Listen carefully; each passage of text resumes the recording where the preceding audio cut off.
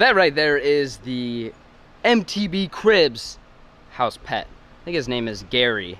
I think Parrot called him Larry in his video, but if I remember right, John tweeted something about Gary. So I'm gonna go with Gary. So that's Gary. Gary lives in a swimming pool, and I know a lot of you guys might be thinking, you know, that's not right. That's not its natural habitat. We've been feeding Gary. Gary's been eating. We have rocks, we have brush, we have lily pads, we have shade, we have everything. We have an aerator, we have everything that Gary needs. Anyways, if you guys want to see that, John made a video about that. I am alone today. Everybody left. Parrot went to Canada. John went somewhere with his girlfriend, not really sure.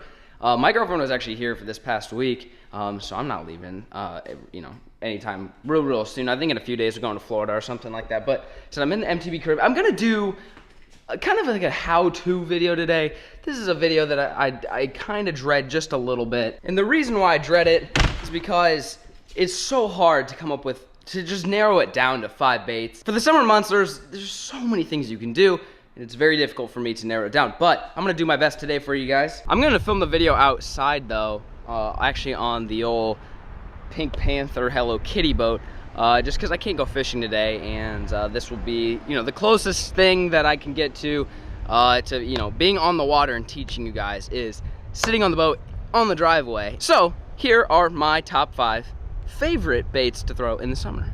All right, let's get into this video. So I was talking a little bit about why I hate this video. It's not that I hate it, but it's so difficult to come up with 5 baits, because I think actually I did this video like 2 years ago. I did it last year, and then I did it 2 years ago, and when I did it 2 years ago, I think I actually did like 10 baits, and which I should do, because there's really like a million baits you could throw in the summer and catch fish.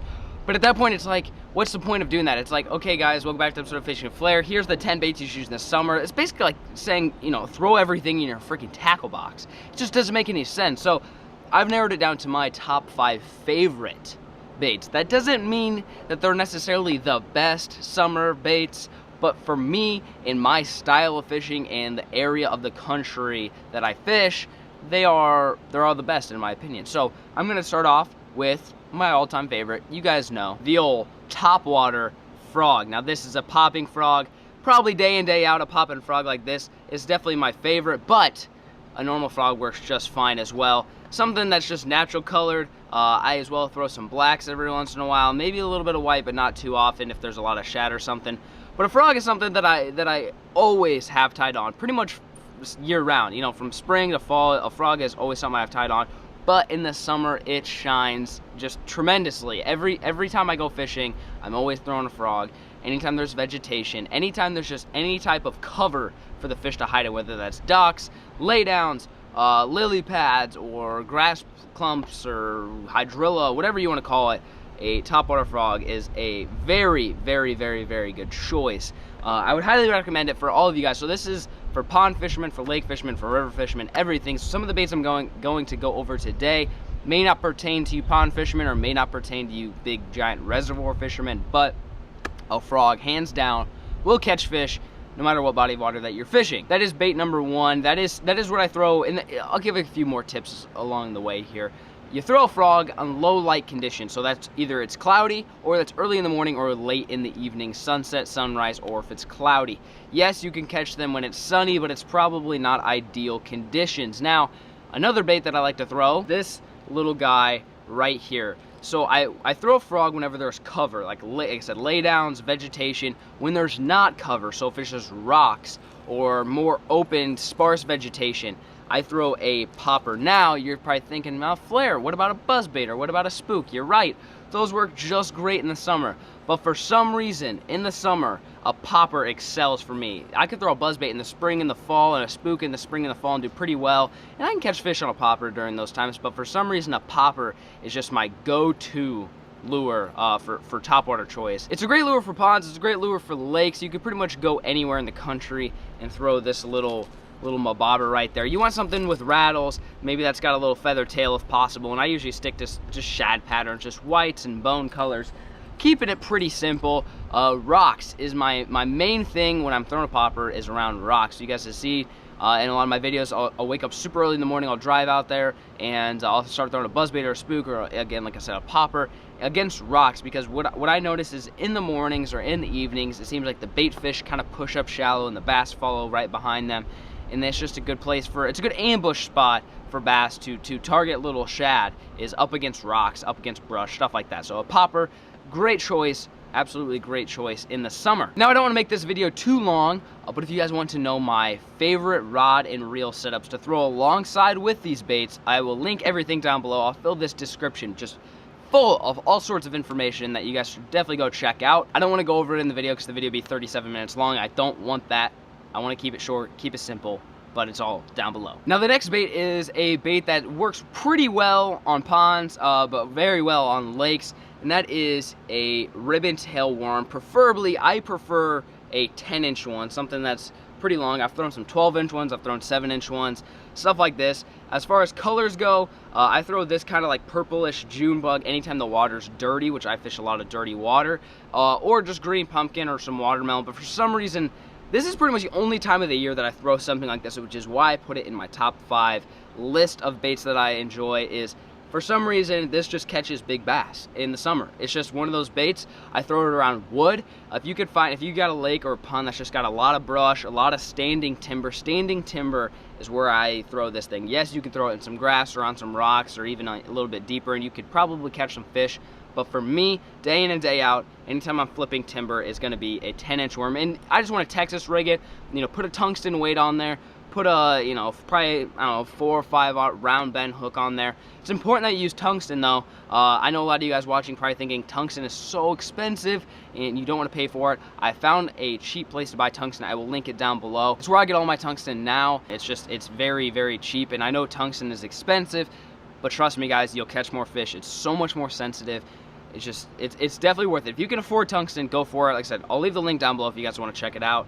But just a Texas rigged worm like this works very well, standing timber, flipping and pitching, all that fun stuff in the summer. Now, this is where it gets kind of tricky.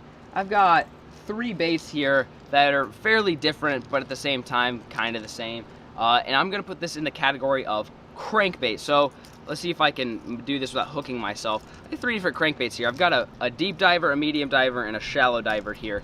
Now, the reason why I just say crankbait instead of just deep diver is because I know a lot of you guys watching fish ponds, fish shallow lakes and small little reservoirs, and maybe something like this is just pretty intimidating, or you guys just don't know what to do with it. That's when you would throw a little crankbait like this. Here's a quick tip for you guys, though. In the summertime, if you want to fish shallow, if you want to fish shallow and you aren't comfortable fishing deep, get up in the morning like me, or just go out in the evening. Low light. You can throw a little crankbait like this in low light and catch them. Yes, you could probably catch them during the day. I get that. But what I'm saying is a general pattern for bass is in the morning they go shallow and feed, and in the middle of the day they go deep and kind of sit there, and sometimes if it's a big enough lake they will school and feed out deep, but generally they just kind of go out deep and chill out, and then in the evening they go back shallow and feed. So you can throw a little bit of a crankbait like that, but if you are comfortable, maybe you have a boat, you want to try something a little bit different, go with like a medium to deep diver. Just depends on how deep you're fishing. But a crankbait is a very, very, very good bait in the summer. You guys have seen me so far crush it on deep crankbaits. There's a lake back home in Nebraska that I go out, and there's rock piles and all sorts of fun stuff, and I throw deep diving crankbaits, and it just catches a ton of fish. I don't know what it is, it's just a reaction bite. There's a lot of different things you can throw deep. You can throw Carolina rigs, you can throw jigs, you can throw Texas rigs, you can throw crankbaits, you can throw everything. But for me, a crankbait is my favorite, and that's why I put it in my top 5, because it's a search bait. It's a bait that you can throw out there and search and just cover a lot of water. You can catch a lot of fish along the way. So for my 4th lure, just a crankbait. If the pond you're fishing is not deep, then go with maybe a square bill. Maybe if it's as vegetation, then just scratch the whole idea of a crankbait and go with like a spinnerbait or a chatterbait. But if you guys can get out deep and you can find some rock piles, some brush piles, without getting too hung up, throw a deep diving crankbait. Now, lastly, this is my go-to for when I can't catch fish on any of the baits I just listed. And this is what I do in the summers. I go out and I try to look for like anywhere from like 8 to maybe 15 feet of water where I think there's some rocks. So some rock piles, maybe a rock point, something like a drop off, and I throw this guy.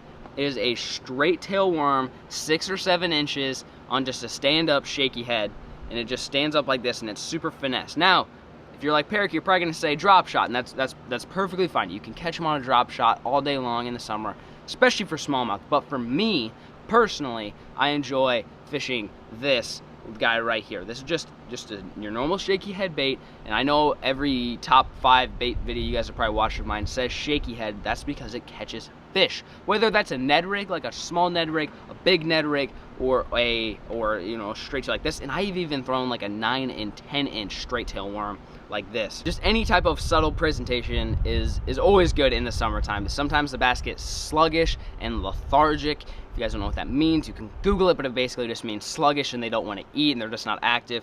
Something like that usually does pretty well for me. Like I said, I try to go a little bit deeper with that, just thinking about if the fish move up shallow and feed in the morning and then they go back off deep in the afternoon, that's where I go. I target wherever I think those bass are going to be transitioning to go into the deeper water to hang out for the day and then go back in the evening and feed. So those are my top 5 all-time favorite summertime baits. This is for Texas, Nebraska, pretty much anywhere. And I get it, a lot of you guys may be in Florida or California and thinking, what the heck, where was the giant swim baits?